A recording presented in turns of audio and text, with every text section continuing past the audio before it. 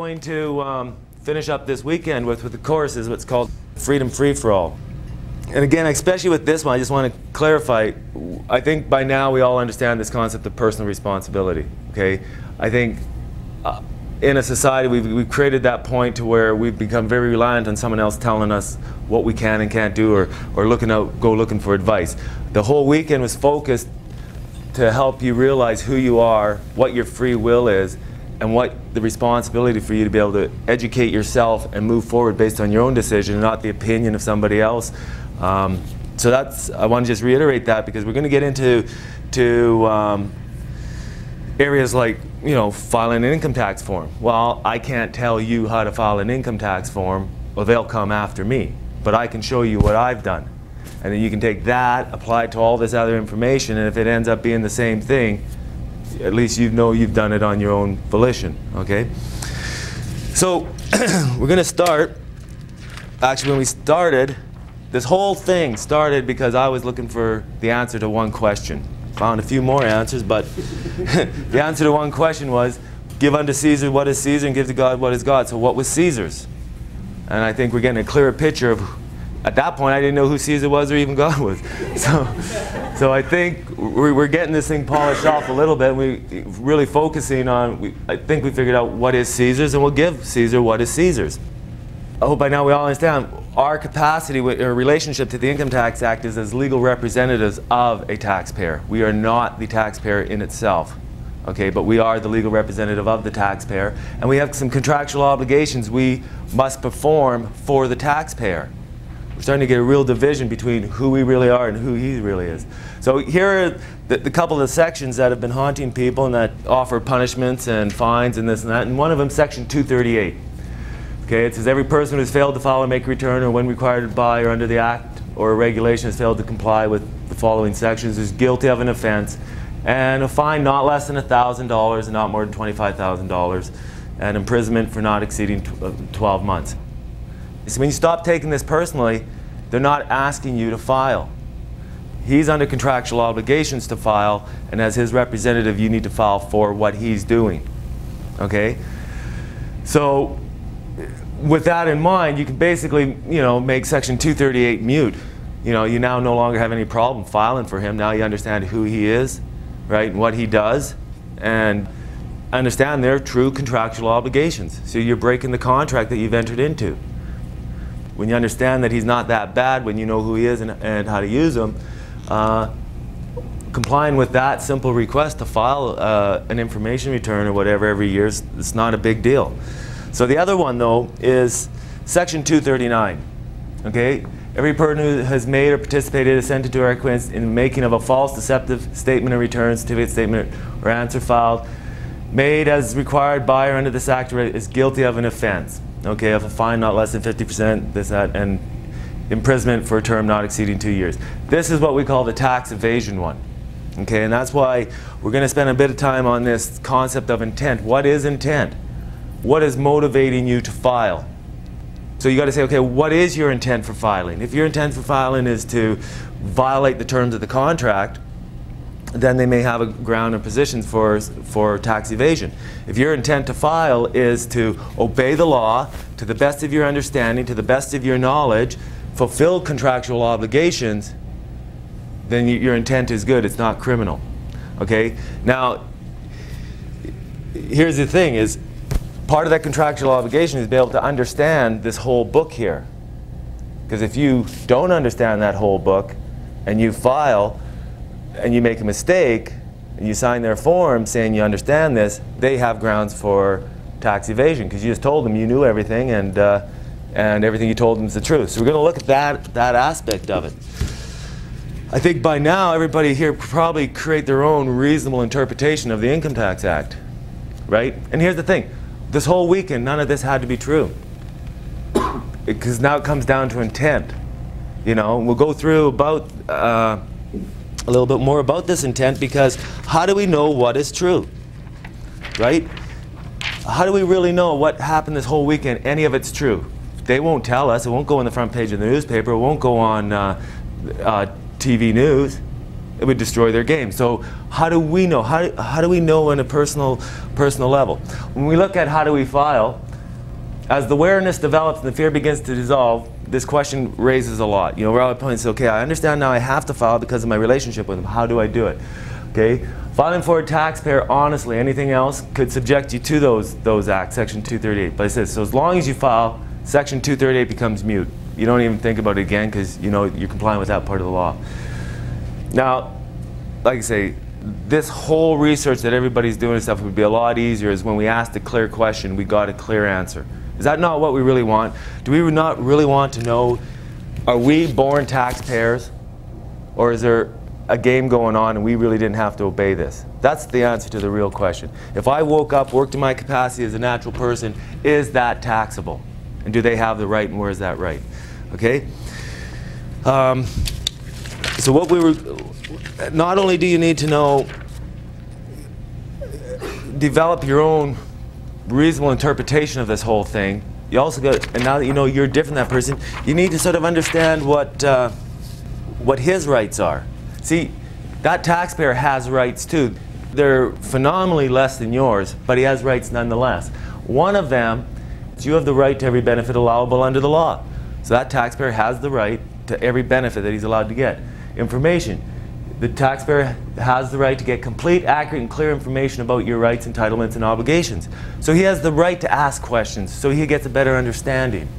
Okay? So, although we've always viewed him as the beaten-up slave, he has rights. You, being that you're this legal representative, you better learn what his rights are to a degree, so you can exercise them for him. Okay?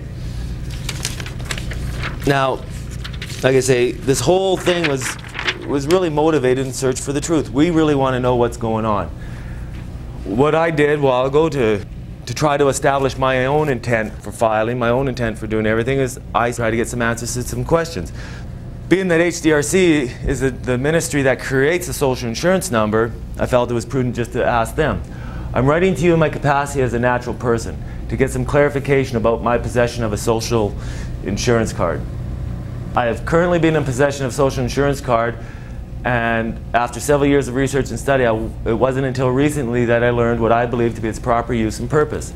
According to my understanding of what the social insurance card is for, a few questions have arisen which I request some clarification. Okay? As stated on HDRC's website, a person will require a social insurance number to work in Canada or receive government benefits. It is this statement that has caused me a lot of confusion. I would appreciate your help to better understand what the legal parameters are for the need and use of the social insurance number. The following statements are based on my interpretation and understanding of the legal parameters and the parliamentary intent of the Canada Pension Plan Act. I hereby respectfully request confirmation and/or denial and clarification of my interpretation for the following statements, so I may act according to the law. Okay, now, my intent is to obey the law to the best of my knowledge. And, and that's what I was trying to give you enough information so you can now move forward with your own intent, trying to be law-abiding. Okay? All of us are constantly waiting for someone to step forward and say, no, you're wrong. You're all slaves, you're born slaves, now shut up and get back to work. Okay? But until that happens, I think it's our duty to keep doing stuff like this. So with the reading of the Canada Pension Plan Act, I've come to the interpretation that a natural person, human being, may apply for a social insurance number if the individual expects that he or she might need it, now or sometime in the future, to be employed in the capacity of an officer who can only be employed under a contract of service for remuneration, as defined by the Act itself. Remember when we looked at that Act, it was very simple. An officer under a contract of service for remuneration. That's very limited specific jurisdiction that was granted for the officer. With this interpretation, my understanding is, relying on the doctrine of strict literalism as held by the Supreme Court of Canada in the 1990 Thompson versus Carpenter case, that an individual is only required to use a social insurance number if the individual voluntarily desires to work in the capacity and for the benefit of an entity called an officer, employed under a contract of service for remuneration. See, we've learned that we do not read statutes with emotion. We read what it says, and that's all that's allowed, is what it says. Number 3, if the individual voluntarily desires to be employed for the benefit of and in the capacity of an officer, the individual is only permitted to work under an expressed or implied contract of service for remuneration. and must comply to all other laws of Canada that create obligations for an officer as defined by the Canada Pension Plan Act. So you're saying, okay, whatever you do in the capacity of that officer, that is now just made joined to all the other statutes out there that have obligations for that officer, and you must comply with all of them. Okay? See, this letter was to get clarification. See, if they give me a yes or no answer, or no, you're wrong, this is, you need to look at it like this. Number 4, although an individual has a social insurance number, the individual still retains the unlimited capacity as a natural person to exercise their natural right to be employed for compensation, as long as it is employment under any other type of contract for employment except a contract of service. So we're saying, okay, is a contract of service that we're asking, is that the only way we can work in this country? By representing a slave or one of their creations? Okay, clear that up for us. While being in possession of a social insurance number, the individual must perform the obligations imposed upon the officer by the laws of Canada, only for the activities that were performed while the individual acted in the capacity of the officer for the benefit of the officer. Right? So if you're going to go to work, say 3 days a week for him, you're going to work 2 days a week for yourself, you only have to obey the laws for him for what you did for him, for the benefit of him, while you were working in his capacity. The other 2 days are your days. Okay? The individual also retains the natural right, as a natural person, to choose the time, place, and conditions when and to what extent the individual voluntarily desires to act or not act in the capacity of the officer. Right? Can they force us that we must do this, or it has to be a free will decision? I think we all know in our hearts, from what we've all read, that it has to be a free will decision, or that'd be slavery. Okay? Number 7. As long as the individual is in possession of a social insurance number, the individual may act in the capacity of the officer to apply for the benefits available to and for the benefit of the officer, as long as the individual, while acting in the capacity of an officer, fulfills all the other legal obligations imposed upon the officer by other acts of Parliament. So now that we're aware of this guy, and as long as we're trying to keep this guy to be totally law-abiding, he has access to benefits. That was one of the creation of the cards. Okay? Whether he works or not, does he still have the right to access those benefits? It makes sense he does, but we wanted clarification on that. Number 8, the individual may, if he or she does not expect to be, as required by the Canada Pension Plan Act, employed in the capacity of an officer under a contract of service for remuneration, or does not require nor feel a need for the government benefits available to the officer, rescind the social insurance card and number by sending it back to the appropriate authority with a letter outlining his or her understanding and free will decision to voluntarily decline to be a legal representative with the authority to act in the capacity of an officer. That's how we got our card. We voluntarily applied for it. Logic dictates we should, if we don't want the benefits, we don't want any of the joinder, it's just, I'm never going to use the guy again the rest of my life, should we not have the right to just send it back with knowledge? Right? We're waiting for answers on that. There's actually 2 or 3 people trying to get a real clarification on it. These are questions we need to be answered so we can move ahead with although we're trying to move ahead with good intent, we can now move ahead. It'd be nice to get the answers to these on the front page of the news, on the 6 o'clock news. These preceding points of interpretation of the legal use of a social insurance number have been established based on my understanding of the natural human rights available to and ensured by the Canadian Bill of Rights for all individuals of the country, and by applying the principles of interpretation established by Parliament and the legal system throughout various books, case law, and statutes. However, to advance my understanding, I further request an unambiguous list of any and all other human rights an individual would lose if the individual chooses to act in the capacity of the officer. That is created by the Canada Pension Plan Act or any other act of Parliament that imposes obligations on the taxpayer. Okay? We may have only uncovered a handful of joinders and relatable rights that we voluntarily have given up. In closing, I'd like to thank you in advance for your prompt attention to my request. I hope that this request finds you with adequate time to fully confirm and/or correct my interpretation. See, I'm not afraid to be wrong, because I know my intent is correct. Okay? And I think when we all get to that, if you move ahead with the proper intent, whether you're right or wrong is immaterial. Okay? However, in the event that you are too busy or unable for any reason to fulfill what I believe is your mandate, I will feel free to assume that your failure to fully respond to this request within 30 days of receipt is an admission and acceptance that my interpretation for the appropriate and legal use of the social insurance number and the limited capacity of the officer. Now, that's what I did to really try to establish my intent.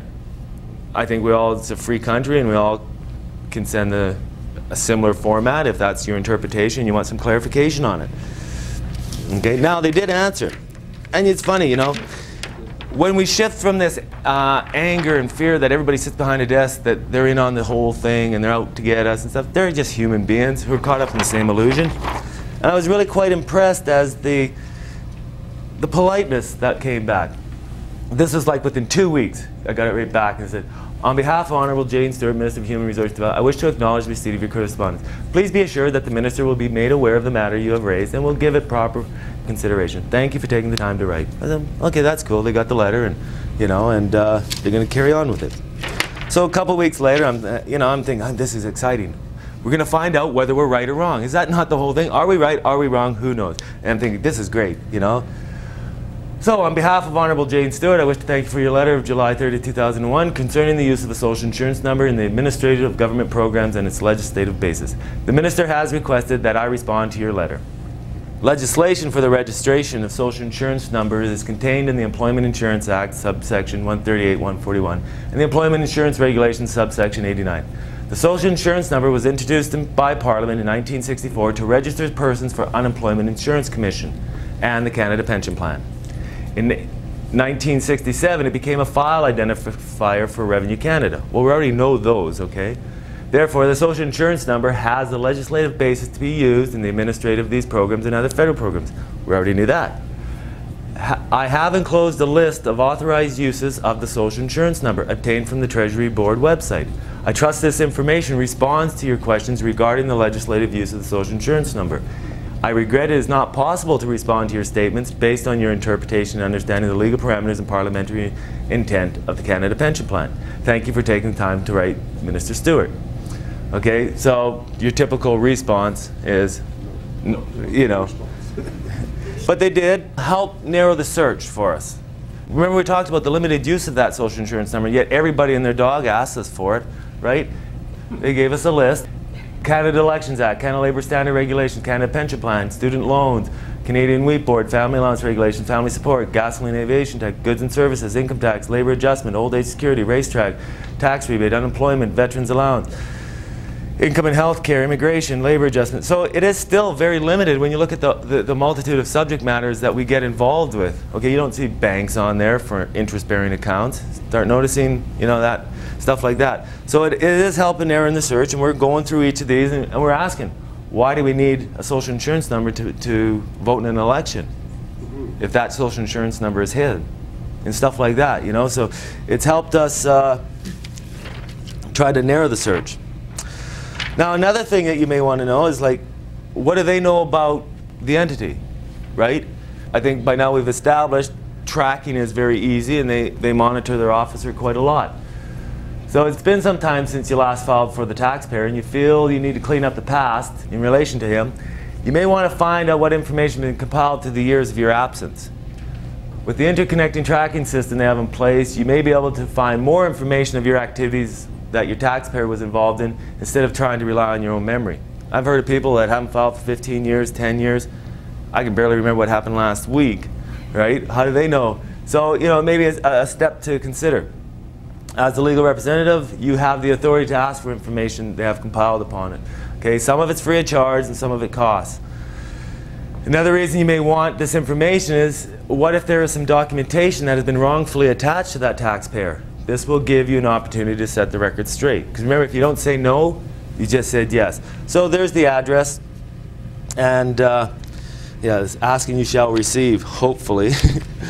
Okay, there's the address, and in the book there's, I believe somebody went through a lot of research to find all the different departments that have attachment to CCRA, and they've been working, and so it's a very comprehensive list, and you're going to find out exactly what he's been doing for the last 10 years if you can't remember. Okay?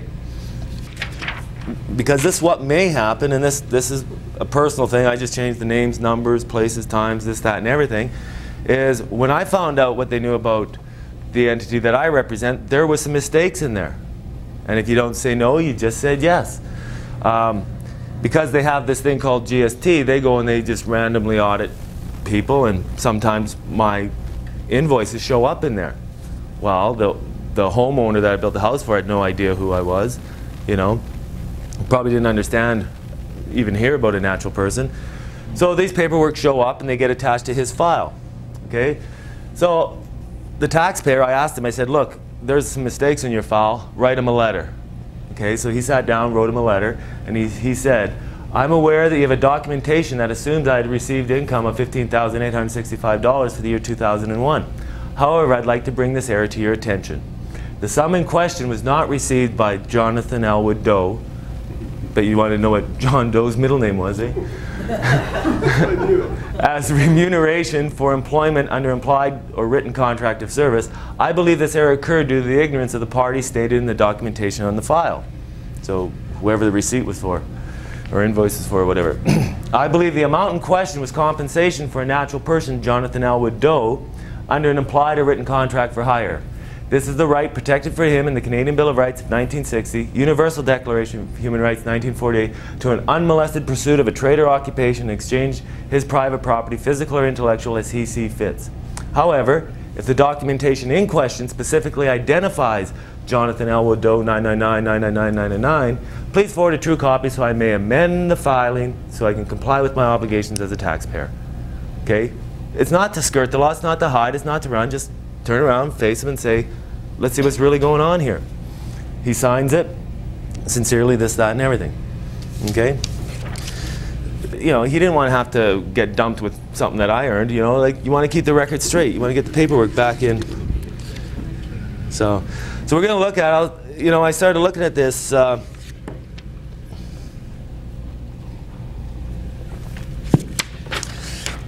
we look at, well, how does he file then? You know, it's sometimes hard to create the division, the mental division between who we are, who he is, and what we're actually doing for him. So we're going to look at this, and again, this is not financial advice. This is my opinion. This starts crossing the line. They're going, oh, you're telling people how to file taxes. No, I'm not. I'll show you what I would do if I were in that situation. I realized it wasn't me. And I've actually tried filing as a natural person. They take the returns and they throw them in the garbage because they have no jurisdiction to accept filings for natural people. I wrote on there, I'm a natural person, here's the filing. They throw them in the garbage, they keep coming after the entity. So finally, me and him sat down, we had to talk and say, look, they're never going to let up on you. You're going to have to start getting your paperwork in order. So I sat down and he says, well, can you help me sign it because my hands are sore? And I said, okay, what's your name? Okay, we started really getting clarification of what his name is, and it's, you know, his creator gave him a name that's fully capitalized. So that's what we did. We put his name in there, fully capitalized. We put where he lived, you know, corner of my dining room. And we attached his identification number, you know. We just did everything to whatever the law stated and stuff. Okay? So what we want to look at, when we get to that, I just jumped ahead. If you want to try filing, like, with a true, honest intent. You know, this is like, you know, how do I file? We sat down, we said, look, we got to file honestly, because they just drug him through court. You know, they took me to court, he refused to show up. And I said, I don't want to go through that again. So let's get this thing in order, let's figure this out. You know, so we did everything properly. Then we came to this. He goes, well, you know, can I apply for this GST rebate? And I said, well, why not? Don't you deserve a break too? You know, if he's obeying all the law, why doesn't he get the benefit of the law? Okay, one of his rights was he does get the benefit of the law. So another one, then we looked at, we sort of agreed with that, and we got down total income. He goes, you know, well, how do I file? I said, well, file honestly. You know, let's look at what it says, and let's do everything to the best of our ability here. He goes, well, I didn't do anything. I said, look, let's do due diligence. Let's go through every line so that if they get upset at us, either you go to court or I go to court, we can stand in front of a judge and we say, look, we went through every line and we did this thing as honest as we could. Okay? We started the first line, employment income, box 14 of all T4s. When he went to work, was an employee, because that's what he is as an officer, he'd have to get one of these. Well, he didn't get one of them, so we went through every line and we said, no, he didn't have that, because I don't really know everything he's attached to. Well, maybe there is some things in here. Does he get commissions on a T4? No. Any other employment income? No, he's not doing any of that. He's not old enough yet to get old age pension.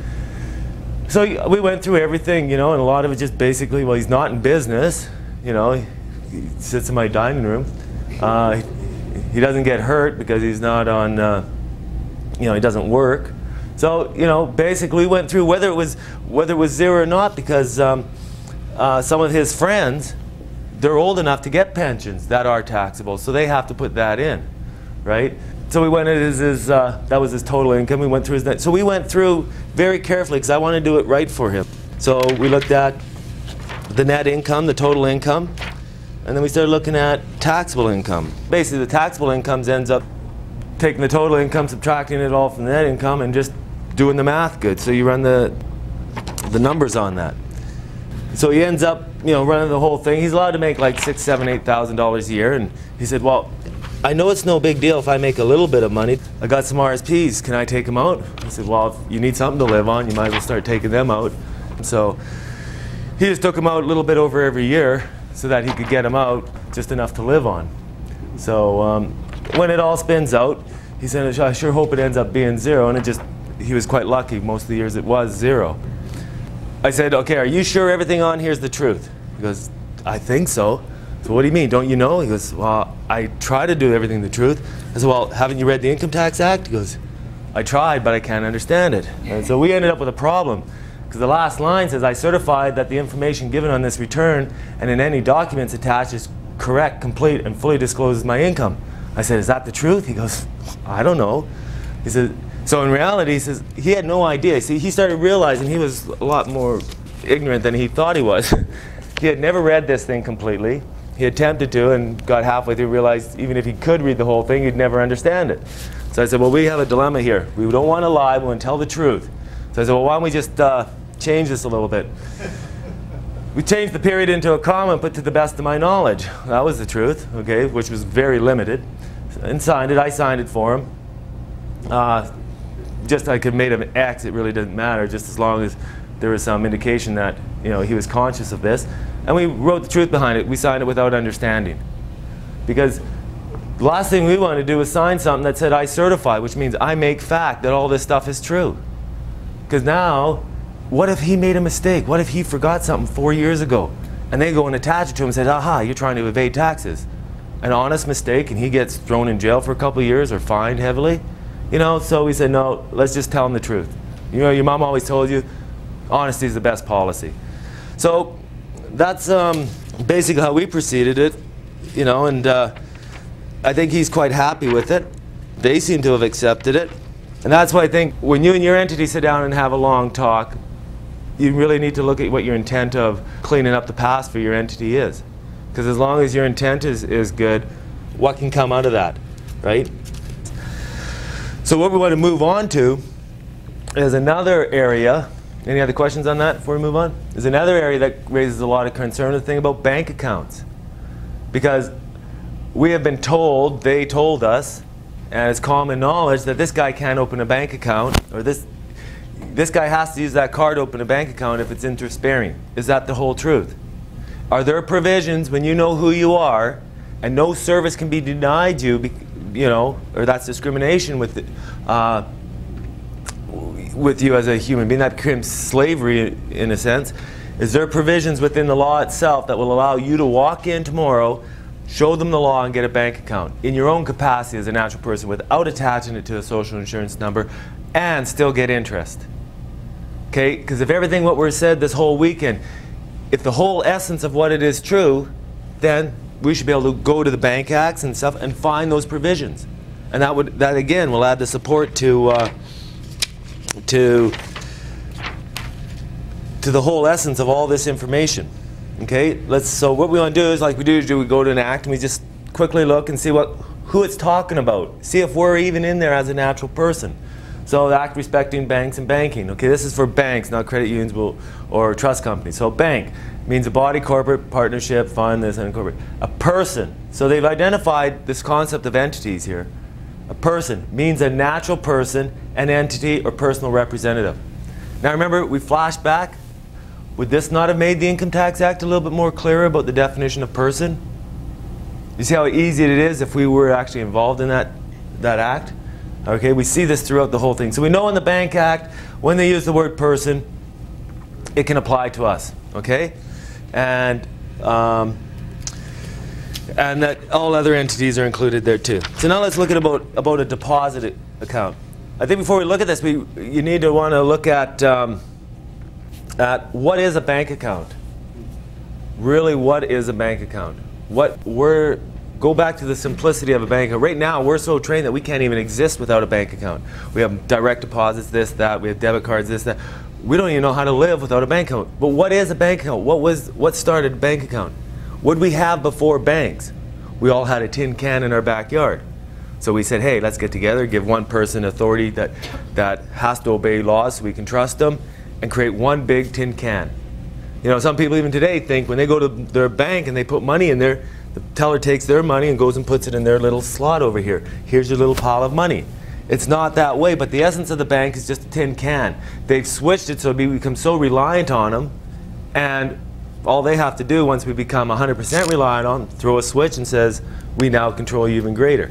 So if you switch back and say, if you really need a bank account, you really need a bank account to function, they're at a point now where they're starting to deny people bank accounts because their credit rating isn't really good. Okay? How did they get that if it's a service that's supposed to be available to the public as a whole? We're going to look at stuff like that. And if you look at this stuff with the view that a bank account is just a glorified tin can, instead of your backyard, you put it on the street corner so it's convenient on the way to work. Okay? So we want to look at a deposit account. A bank may, without intervention from any other person, accept a deposit from a person. So you know when they're saying person, you're included in there, whether or not the person is qualified by law to enter into contracts. So here's a provision in the law that allows them to enter into contracts with people under 18 to open bank accounts. Business and powers of the bank, right here. Interest and charge accounts. The bank shall not, directly or indirectly, charge or receive any sum for keeping of an account unless the charge is made by express agreement between the bank and the customer or by order of a court. Okay, so customer probably included there. Now look at this here, section 441. A bank shall not open or maintain an interest-bearing deposit account in the name of any natural person. Now, there's no period there. That's what I mean. They only told you half the truth out there. Unless the bank discloses, in accordance with the regulations of the person who requests the bank to open the account, the rate of interest applicable to the account, and how much interest is to be paid and is to be calculated. Right there within the law itself, you as a natural person have the right to go open an interest-bearing deposit account, right? And the only problem is you got too many rights, and they got to actually disclose everything to you, tell you what's going on, keep you informed. Okay? Now there's a whole bunch in the book that is pretty pertinent here, but I'm just going to highlight and touch on a few of the other things. Section 440. Now, if you walk in the bank and says, hey, I want a deposit account, are you asking for the right thing? Section 444. For purposes of section 445 and 448, a personal deposit account means a deposit account in the name of one or more natural persons that is kept by the person or persons for a purpose other than carrying on a business. Okay, so what you want at a bank is not just a deposit account. We're starting to understand terminology, words. The pen's mightier than the sword. You better say the right words. You better know what you want. So you go and get a personal deposit account. Now you within the parameters of the law have specified exactly what you want and who you are. Okay, now subject to subsection 2, a bank shall not open a deposit account in the name of a customer at or before the time the account of the bank provides the individual who requests the opening account. You see how they twist this out of here? The bank provides the individual who requests the opening of the account with a copy of the account agreement with the bank, information about all charges applicable to the amount, information about how the customer will be notified if any increases in those charges or any new charges applicable to the account, information about the bank's procedures relating to complaints, and such other information as may be prescribed. Where a deposit account is not a personal deposit account and the amount of a charge applicable to the account cannot be established at or time before You open the bank shall, as soon as it's practical, after the amount is established, provide the customer in whose names the account is kept with a notice of the amount. You see the difference is, if it's a personal deposit account, they got to follow all these rules. But if it's not a personal deposit account, yeah, we'll get back to you when we figure it out. Okay, so when you start seeing this, that is why the hiding of a natural person and the not acknowledging of a natural person, you know, has taken place. You have too many rights, and it just costs them too much money. And when they're trying to take everything you got, they want to, you know, increase the bottom line. See what else is in here. It's very worthwhile going through and really getting yourself a good overview of what you want. Okay, a bank shall not increase any charge applicable to a personal deposit account with the bank, or introduce any new charge applicable to a personal deposit account with the bank, unless the bank discloses the charge in a prescribed manner and at the prescribed time to the customer in whose name it was kept. Okay, notice how they focused on personal deposit accounts and gave them extra duties that they had to follow to protect your rights. When you start looking at this, our laws aren't bad to a great degree. Some have been twisted and warped, but the essence of law, the true purpose of law, was for the protection of our rights. So it's within those laws, if we start understanding how they're written and what to read, we will find the protection of those rights. Does the personal deposit account have checking capability? Yeah, I believe it does. I can't say for sure, but because to me, if it's your money in your tin can, what's a check? A permission slip from you to somebody else to go to the bank and get some of your money out, right? The logic is behind there, and really I don't think I've found anything in the Act that specifically talks a checking account. You don't think you're going to get the staff at the bank you go into, they're going to say, what's that? Oh, that's fully true. When you understand this, this is mass ignorance out there, but it's not their fault. They're just part of perpetuated ignorance. They were taught to do this, to do this. We covered all that through the whole weekend, that don't expect to wake up tomorrow and walk out there and everybody's going to start knowing you even have rights. They don't even know who they are. Okay? When you understand that and you accept that, you're not going in there getting mad at them. You understand education is the only thing that's going to change this. That's why within the books and stuff, it's like you walk in with excerpts out of the Bank Act. I want this, I want this, I want this. I've sat down with my own bank manager talking about this, slide it in front of him and say, look at all this stuff. He goes, I don't know any of this. They're not the bad people. They're people, they're human beings. They're just there for a job too. They're doing what they're told. You see, and that's when we talked about compartmentalization. Only the one or two people have to know the real game, and everybody else is there just doing what they're told with good intent. And when you understand that, it's like you're not going out there trying to demand that your rights are, you know, you're going to be more patient, understand who you're dealing with, and understand what needs to be changed. Is knowledge will change what's going on out there. And that's why, you know, the first step of anything is the knowledge of it. Okay, now here's about borrowing. The bank shall not make a loan to a natural person, but it's not a period. It continues. That is repayable in Canada unless the borrowing cost is calculated and expressed in accordance with Section 451, has in a prescribed manner been disclosed by the bank or otherwise and prescribed the borrower at least the time the loan is made. And they go on through different things. So what's in there, the Bank Act's fairly hefty, but what's in there, it's a lot of stuff to do with the natural person, within borrowing, opening of deposit accounts, with you in your own capacity, without the social insurance number. Now, they know what's going on out there. I'll show you an example that of the power of a natural person, and if they don't obey the law, what happens? Okay, this was a scenario of an incorporated company going in to get a line of credit. So 2, 3 people went in on the list. So they went and got a line of credit. Okay? Business went rough. They weren't able to pay back the line of credit. But what had happened was they attached personal guarantees to that. Okay? As a natural people. Because as the director of a corporation, what are you? What capacity do you create this incorporated company? Only a natural person can create a incorporated company. So what happened was, the incorporated company had trouble paying back the line of credit. The bank got upset and probably, you know, and went after the incorporated company trying to get this money. Okay, I believe they were in bankruptcy or something, or maybe afterwards or prior or whatever. So they said, oh, we got a personal guarantee. Boom, let's go back to the natural people and get the money. You see, because these are two different people. We really understand that, right? Okay, so now the natural people went to their lawyer. The lawyer, now this is what the lawyer did. You understand? They know this. The lawyer wrote a nice little letter to the bank and said, did you inform my clients to seek legal advice? Did you inform my clients to seek financial advice?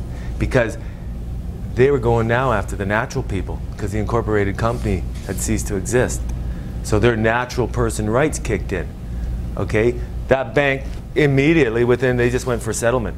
They knew the game was over. But in one of the letters that they responded back to, could you please give us the name of the natural person or entity that gave you these questions to ask? Somebody crossed the line within their game themselves, right? And that thing was settled out real fast. Because, yes, the incorporated company created the line of credit, but the second they made joinder to a natural person, the natural person's rights kicked in. The bank had to obey, respect their rights, and if they don't, the deal shut down. And that is why they'd rather deal with those guys who have no rights than with the people that have rights. Okay, it cuts into their bottom line. So, let's see, look here. Now, credit unions. Whether it's a bank or a credit union, the essence is the same. The difference is terminology is different. So whichever one you prefer, I would just recommend you read up and you get familiar with the terminology that particular association uses. The credit unions in the province here, they're under the Financial Institution Act. There's the Credit Union and Corporation Act, but that just that's permission to form the corporation itself. This is the rules of administration with inside for deposits and stuff like that.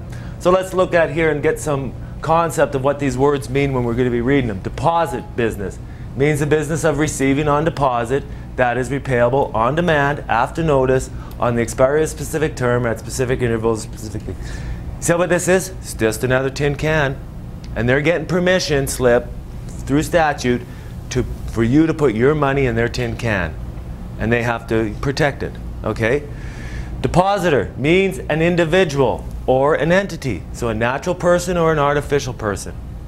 The division's riddled throughout statutes everywhere, and I think you're becoming more aware of it lately. Entity includes a corporation, this, okay, all this stuff, but does not include an individual. So when they say the word depositor within the statute itself, they're including individuals and artificial people. When they say the word entity, they mean everybody else but a natural person. So out here, through this one, the Bank Act actually used the word natural person a lot. The Financial Institution Act uses the word individual, which is its generalized meaning for a natural person. So if he applies for a bank, he's an entity, and he makes application as the entity, and he becomes a member. So the member can either be an entity. If I applied for a membership, but in my capacity as a natural person without any joinder, with knowledge. See, when you join that, who actually applied for the bank account, him or you? Okay? So once you cross that line, it's through the application to become a member is where the line is drawn. So when we look at the both scenarios, the banks and the credit unions, start looking at about opening a bank account. Well, when we're seeking to open an account for ourselves as a natural person, it may be wise to understand the statute. Spend the time, get yourself familiar with what's going on. Okay? Learn the terminology and what kind of account you want. Remember, it's a glorified tin can, because what they'll do is, ever since they brought in debit cards, a debit card can be defined as a form of credit. Okay, so because it's a form of credit, they can now pursue a credit rating on you if you get the debit card. I know a lot of people have been refused a bank account because they don't have a good credit rating. So that's taken this concept of a glorified tin can, which should be available to all, and turned it into a service that you have to now make application for.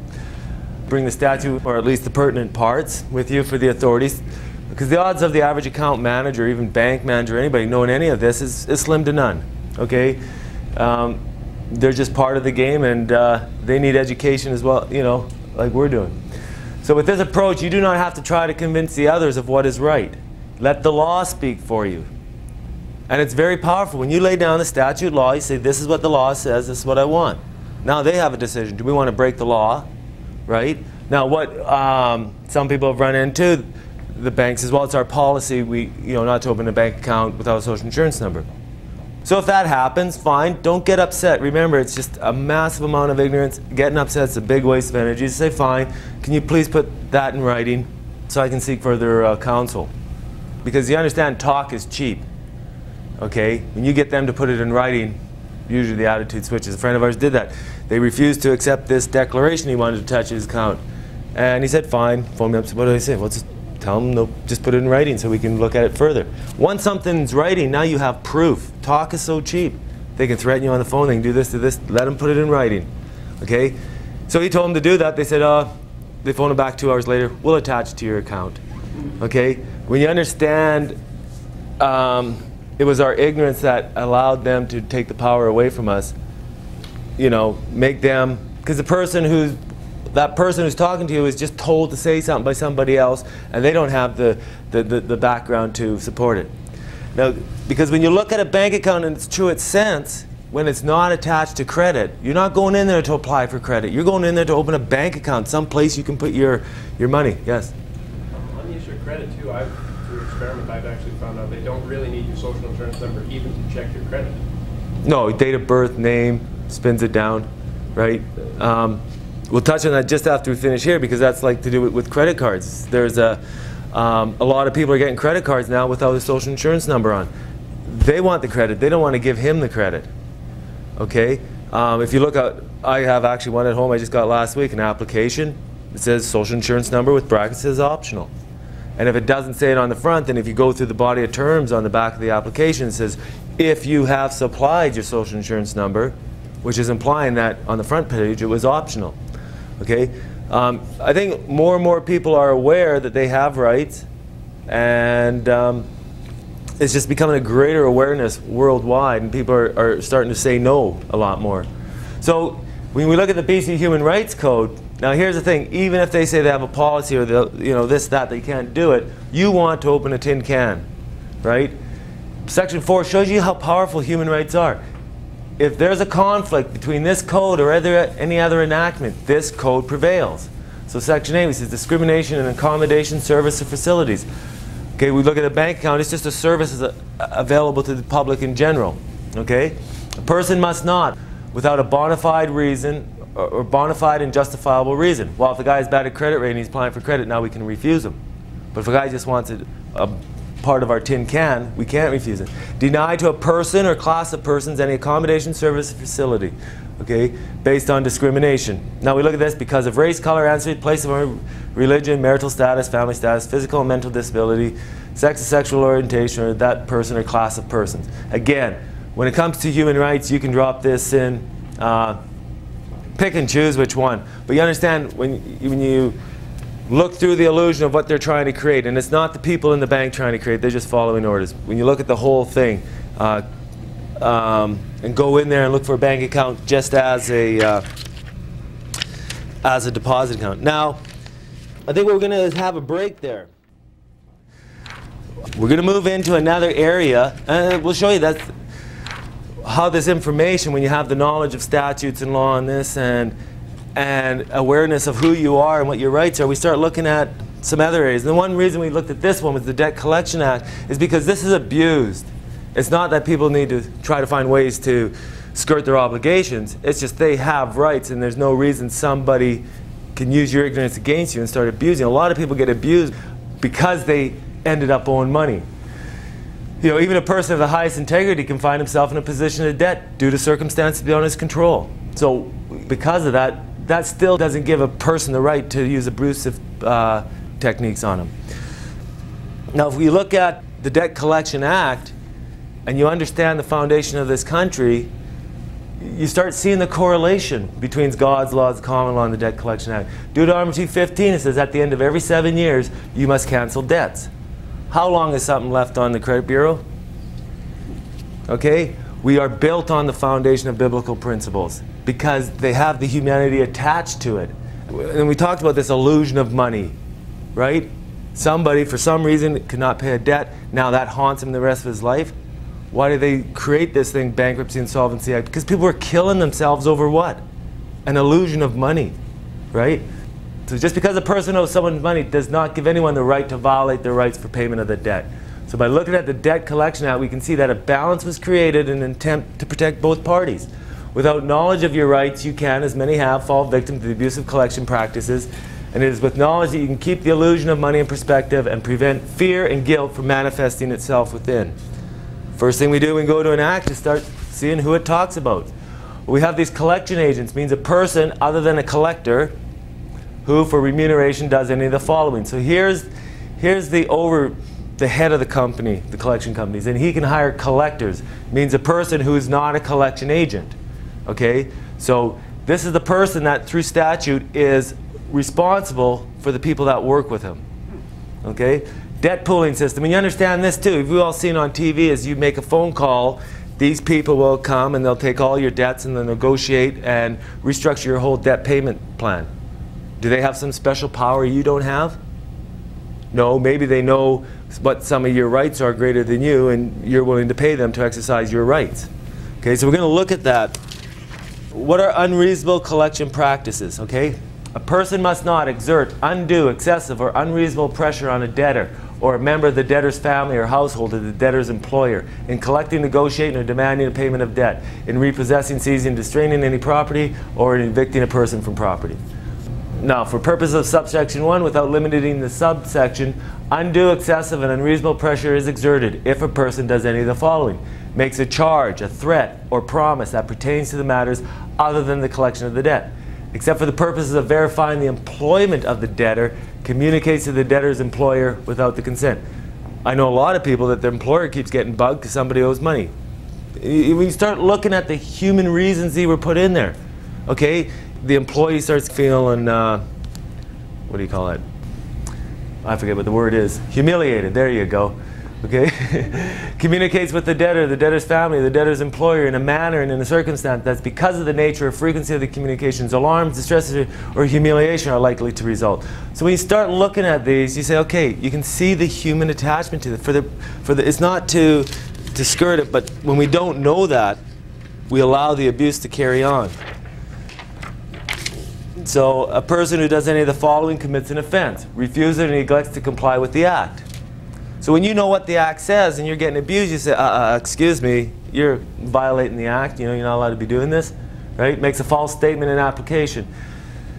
So an individual who commits an offense under Section 1 is liable on conviction less than $100, not more than $1,000. A corporation, not less than $200, not more than $5,000. So the remedy's there. Now here's the civil remedy.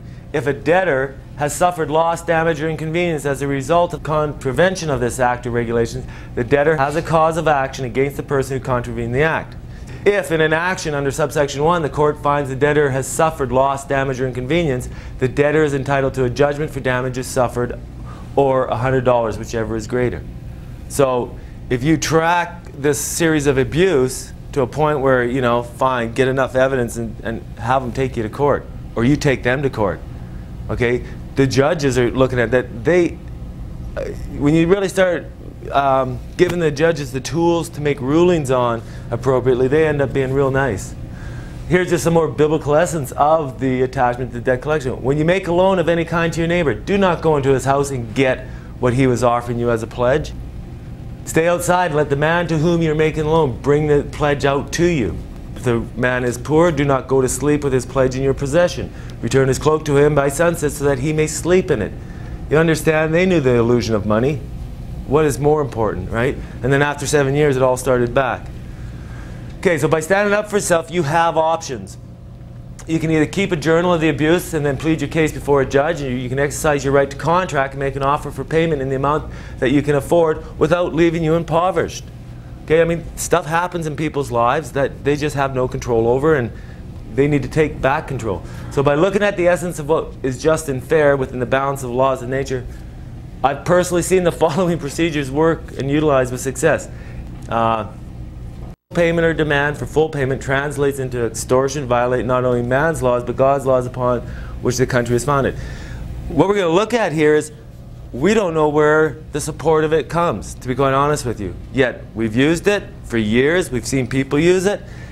It seems to work. Why? We don't know. But we don't know if it's your power of contracting, you know, it's the best that we can think.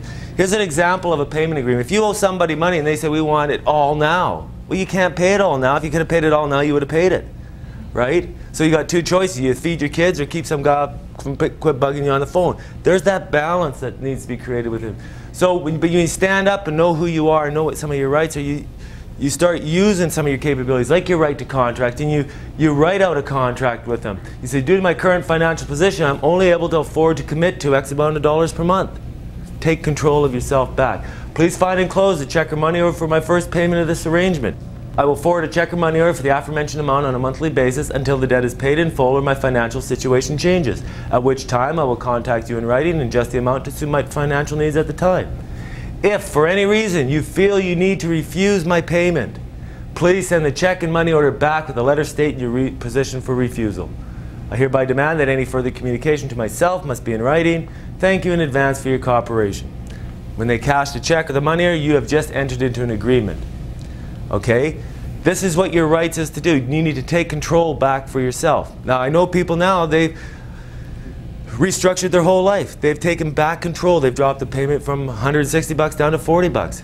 Their intent is good, okay, to pay it off, but why should they need to suffer? Why this works, again, honestly, we don't know. Nobody's refused payment. We know, I've heard stories that if someone refuses a payment, especially in writing, that's why when you put it in writing, there's what's left. You're trying to do your best. They say, no, we don't want that. We want it all. I've heard, I don't know, where do you go? Do you go to the Attorney General saying this guy broke the law, you know, or whatever? We've actually seen this used in a lawyer's office. This lawyer was being a jerk and he was hounding this guy for money he didn't have due to business situations, and the guy's all scared and, you know, threatening him, you better have it all here by 4 o'clock, this, that, and everything. I said, look, you know, write him a check for $50, that's all you can afford. Go down there with your secretary and present it to him, tell him it's all you can afford. So he did that. The lawyer took the check, looked at it, he said, this is all I can afford right now. And looked at him, looked at the secretary, looked back, said, what is she, your witness? And he goes, yeah. And turned around and walked. That was the end of it. He wasn't trying to skirt his responsibility. His intent was good, but the lawyer was demanding more than he can offer. Like I said, so I've never experienced it, but again, as with all things, the intent for which something can be used can be honorable or deceitful. Okay? Do all of it within balance. Use it for your own protection, not for your own gain. You know, Proverbs 22, a good name is more desirable than great riches, right? Because the whole thing about money is an illusion anyways. They're printing it based on nothing. You probably got a loan from a bank. What do you think? They went in there and, you know, took a pile of money out? No, they just put some numbers on a paper. When you understand the whole thing is, don't let it destroy you, but you still need to live with yourself. So if you make an obligation, do your best to fulfill it. Okay, again, it's that balance, right? So we're going to move into this right to be counted. Now, we've all know what a census is, and on the surface it seems very harmless, and probably really is. But we've also seen that abused. You know, we're all getting to a point of awareness, and the last thing I want to do is sit there and some guy at my door and tell them everything about me and everything about my kids and everything about everything, and they shouldn't have the right to do that. And that what's happening is we're getting to that feeling that they shouldn't have the rights to do that. So what we've done here, when we understand everything we've learned this week and we can take that, we can sit down and read the Statistics Act and find out what our true obligations are so we can fulfill them, so we can obey the law.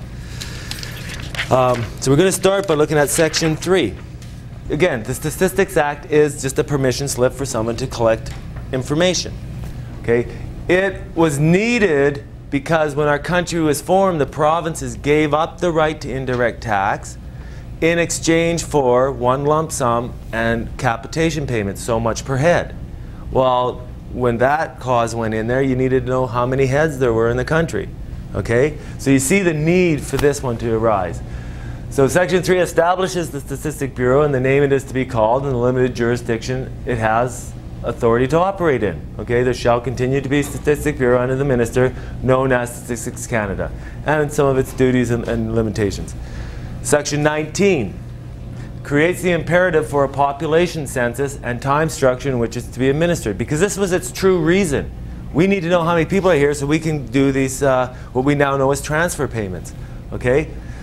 Population census in agriculture. The census of population of Canada shall be taken, there's the imperative, by Statistics Canada in the month of June in the year of 1971, and every 5th year thereafter in a month to be fixed by the Governor and Council. The census of population shall be taken in such a manner to ensure that the counts of population are provided for each federal electoral district of Canada as constituted at the time of each census population.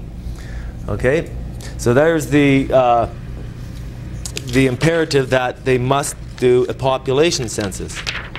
Now, Section 22 gives the chief statistician an imperative how to deal with other statistics that may be authorized to be collected below in a list of different categories statistics may be collected. So you look, there's an imperative for population and agriculture, but you look at all the other areas that they can collect statistics: health and welfare, law enforcement, government, business, immigration, education, labor and employment, forestry, mines, a whole broad area of that. Okay, and this is where when they start trying to get information like this, some of us feel infringed upon. So they stand at the door and they say, if you don't answer, you're going to get this penalty. So we'll look at the penal section, Section 31, which defines the penalty for every person who neglects or refuses to answer or provide information to the minister. So every person who, without lawful excuse, refuses or neglects to answer or willfully answers falsely any question requisite obtaining any information sought in respect of the object of this act or pertinent thereto that has been asked of him by any person employed or deemed to be employed under this act, is, for every refusal or neglect or false answer or deception, guilty of an offense, liable on summary conviction for a fine not exceeding $500 or to imprisonment not exceeding 3 months. So that's where the fear sets in, right? They stand at the door and say, you better answer all this or you'll get a fine for $500 and get thrown in jail for 3 months. Okay, so on the surface it appears that everyone must submit to all the different areas the minister has authority to create statistics from or be faced with fines and prison. By reading Section 8, though, in conjunction with the whole Act, it becomes apparent that the requirement to provide information other than in relation to population or agricultural is on a voluntary basis, and any refusal or neglect to provide information is not subject to any punishment in Section 31. It says to here, the minister may, by order, authorize the obtaining for a particular purpose of information other than information for census of population and agricultural on a voluntary basis. So everything other than population and agricultural is on a voluntary basis. But where such information is requested, Section 31 does not apply in respect of a refusal or a neglect to furnish this information. So now when you understand, you have to, tell them how many people live in your house, how many cows you got in the backyard, and life goes on. This Section 8 applies not only to if you're running a business as an incorporated company, you still have the rights to your privacy and stuff like that. Okay?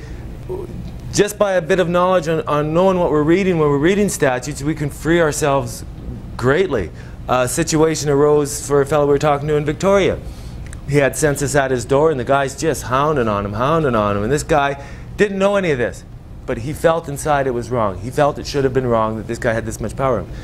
So he stood on his beliefs. And the census fella finally phoned the cops. And this guy still stood on his beliefs. The cops come to his house, and he still stood on his beliefs. And the census guy finally says, yeah, he's right, we only can collect population and agricultural. You think the cops weren't ticked off? The cops didn't know, but they said, you just wasted all our time just so you could exercise your, boast your ego up or something. Why don't they just tell us what the law says? Right? And respect human rights, and then people may trust them a little bit more. And that's what it's coming down to. We've lost our trust in them. Yes? Well, when they were coming to my house to demand more information, I had sent the form in with the number of people that lived in the house, and they actually brought the form back to the house wanting me to fill. I had the long form. They wanted the rest filled in. And it was interesting because the second time they came back, what I said to the fellow was, you go away right now. When I want to talk to you, I'll call you. And I never heard another word. See? So what I realized is that I just stood there and that's what happens. Sometimes we stumble on our rights. And really, that's where all this came from. We were just trying to keep our butt out of jail. We stumbled on our rights and went, hey, this feels pretty good. Freedom. Okay, so now there's another thing too. When you look at this whole thing, I've seen them use the Statistics Act to try to get information. So if you don't understand what the limitations of that are, they can try to create joinder, or try to create evidence to establish joinder with you.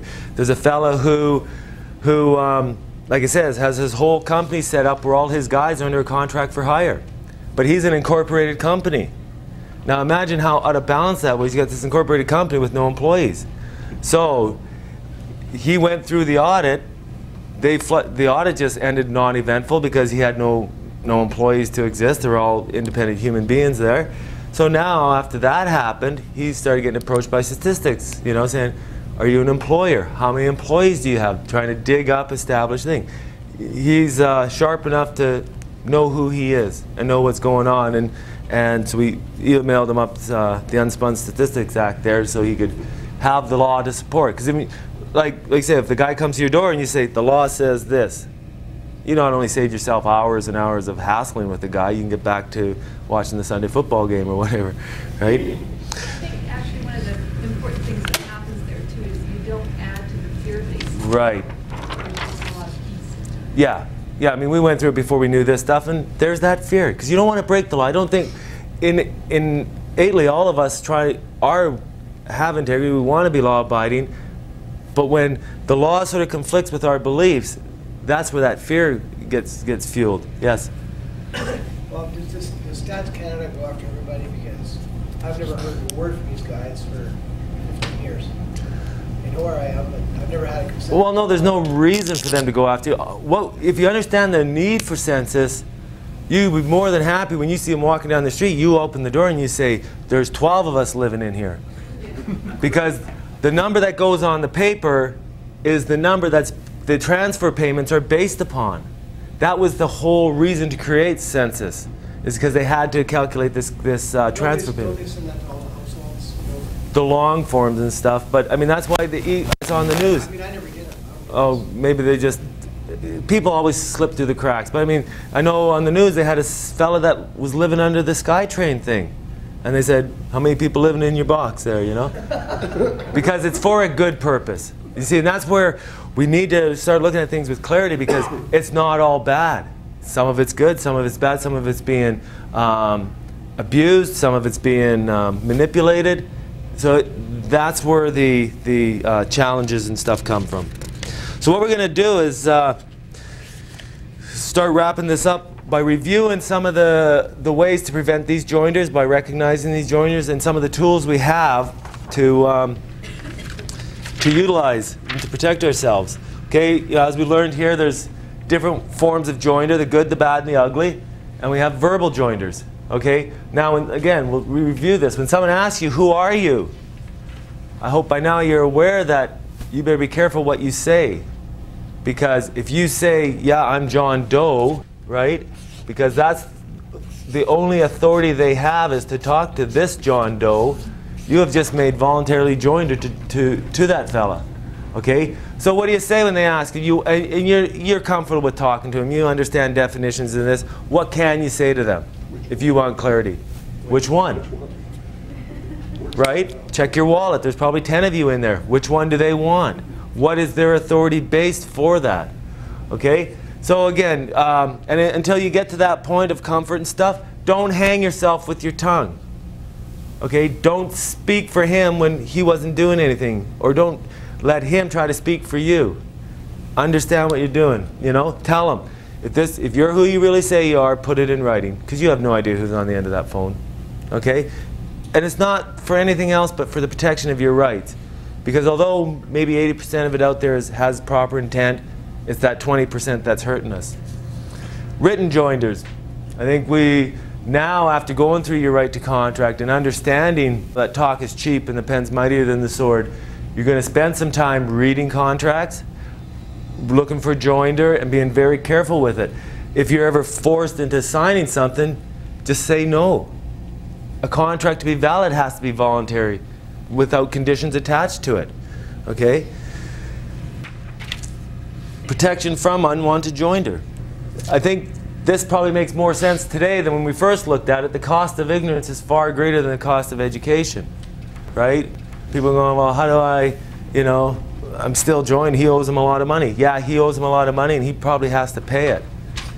And that's what the cost of ignorance was. Add up what he's paid over the last lifetime. Okay? So seek knowledge. The best way to prevent it is, from my one to join, is to learn what your rights are as a natural person. Okay? Again, you have the Canadian Bill of Rights. 2.5 pages long. Do yourself a favor and learn it. Universal Declaration of Human Rights. 30 articles long. Read it. You'll be amazed at who you are.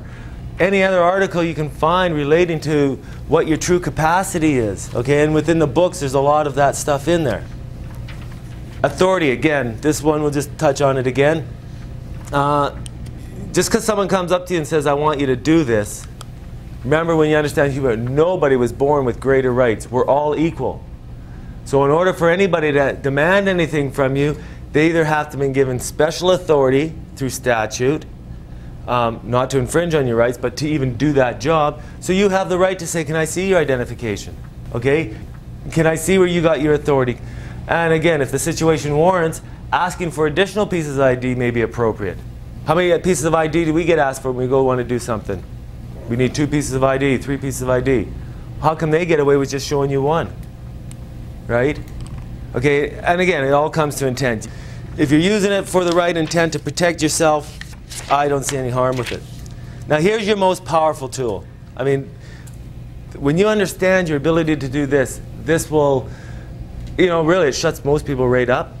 I've sat down with people and they go, oh, you got to do this, you got to do this. And I sit there and go, why?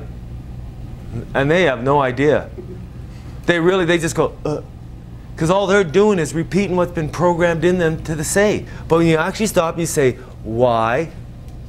Their recorder is not programmed for that. Little kids do that. Yeah. So again, it's your most powerful rights, your right to free will, your freedom of choice. With the knowledge of who you are and how and why you were created, and the understanding of all these, you realize it's not only a right, it's your duty to ask why. So you can become knowledgeable. Because without knowledge, we see what country turns into with people without knowledge, right? Where the knowledge has been hidden from them. And again, here's some judicial support. I understand very well the layers of fear we all have, because I've gone through them. I'm trying to dissolve my own. And this helps, stuff like this, where you got the court, the Crown and stuff are trying to say, these guys are criminals or this and that. And the court says, no. For my belief, it's a legitimate political organization or group of persons of Canadian citizens who have a particular stance that they take with respect to revenue laws and are exercising their civic right and, in fact, their duty, if they object, to voice their displeasure with what's going on. Okay? I mean, that does help give you some support that you do have that right to ask some questions on that. Okay? So those are the tools you have, and what you'll find is you may use some right away real fast, but as the knowledge increases, the fear decreases. So if you right now have a lot of fear in you, replace it. It's the only thing you can do. What this is evolving into forced the creation of a way that we can all get continuing education. There's a lot of people out there that have been dedicating years to just research just from an internal passion. And so we're saying, okay, what is it that we can start doing? And so we're looking at creating a fluid, out-of-the-box type of educational group. Okay, just a bunch of associated people, independent researchers that are working together now to compile and to try to get the answers to all these things, try to dissolve the illusion, try to put reality on the front page instead of the programming. Okay, and this is where this creation of this paradigm education group is just there are other individuals that have the same desire or whatever that driving thing is that lets you sit at a computer for hours scrolling statutes or whatever it is. Okay, it's that unique thing that you wish you weren't born with sometimes. And they're going to be set up to help continue on a one-to-one basis, things of a personal nature. See, what we've done up to here is we try to take all this information and realize the more and more we keep moving forward, the more it branches off to 1,000 different areas. So we realize, no, we've got to draw the line of what's general and common. But we each have different stories, we each have different lives, we each have different ways of being employed, different structures, this and that. Some people have the capability to go through, study everything, and unspin themselves very easily. But some people, it's confusing, and I mean, this stuff is heavy. This has been a heavy weekend. right? I think I'll get a headache. So what we're doing is there's people out there who have the capability. We understand we're all unique. Well, some people have the capability to read and unspin, and then they can help educate another person with that. Okay? We're also looking at websites with all the same baseline that we are humans, we all have rights, and we all need to work together and acknowledge and protect each other's rights. The first one is natural person. It's still under construction. We're working on it. We got a cover page and stuff, but it's really good in the sense that it really gives you an understanding that there's an illusion going on there. You may not be who you thought you were. It really helps give you some of the base understanding of how this whole illusion came about. And then what this is also developing, because education, when people start realizing education becomes fun, because when through the education you become free, there's that continuing thirst for it. So that's one thing we're working on, a study program so people can meet once a week for coffee and support each other within that type of structure. All hopefully within the same intent and focused intent to free ourselves and our country, to create groups of individuals freely working together to facilitate a peaceful shift to full realization of human creative potential through education, to find out who we really are and what we can really do when we're released from the system. You know, by helping dissolve the layers of fear and all this perpetuated ignorance, releasing us from the economic servitude of those who feel a need to plunder the planet and control the people for their own personal gain. Okay? Shifting from a victim mentality to personal responsibility, shifting from blind participants into aware observers, creating a country of free men and free women working together with compassion and responsibility toward each other and the planet. Again, it may seem like something monumentous, but if we don't start, it'll never happen. So to wrap this up, this weekend up, I hope the information has helped you, and I know it's probably still hurts as it's starting to settle around, but we sort of condense it. If we look at this as like ignorance and fear are the shackles of the slavery we feel we must endure. Hope by now we realize we don't have to endure it if we don't want to. The key to release the shackles is knowledge, and when knowledge becomes wisdom, wisdom seeks the truth, and the truth shall set you free. So that may raise the question, how do I know what I'm learning and what I'm feeling is the truth? And this is the way I feel. This is where the logic of the mind and the wisdom of the heart meet, the truth shall be found. We all know what's right inside. We just have to put the pieces together. So I'd like to thank you for showing up, and I hope this information has been helpful for you. And anything we can do to help continue with the education, we're all more than willing to carry on. Thanks a lot.